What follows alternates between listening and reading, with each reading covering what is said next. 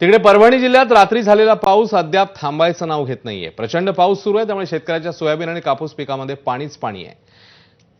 पाऊस सुरू असल्यानं आम्ही आता काय खायचं, कुटुंब कसं जगवायचं असा सवाल शेतकऱ्यांनी सरकारला केलाय।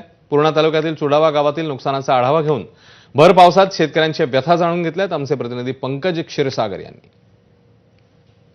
एकरी 25,000 रुपये खर्च केलता। काहीच पाण्यानं सगळं नासून गेलेले। कर्जमाफी करीत नाही सरकार आणि भाव याचं काहीच आता आम्हाला भेटत नाही। मोबदला 7 आणि 8,000 रुपयानं काहीच होऊ शकत नाही, अशी आमची नुकसान झालेली। आता जरी सोयाबीन आला असतं तर आम्हाला असं मारून कुटून लईत लई 7 ते 8,000 रुपये उत्पन्न झालं असतं, त्याच्यापेक्षा जास्त झालं नसतं।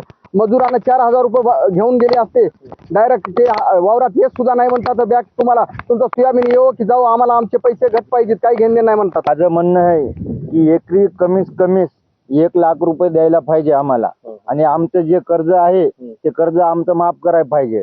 आम्ही असं सरकारला सांगतो। तर हे काय बघा आता, हे कसं सोयाबीन झाले, कसं आमचं पाण्यात गेले समज, आम्ही काय करणार आता सांगा बरं। याला काहीच राहिलं नाही, कसं खायचं कसं राहायचं।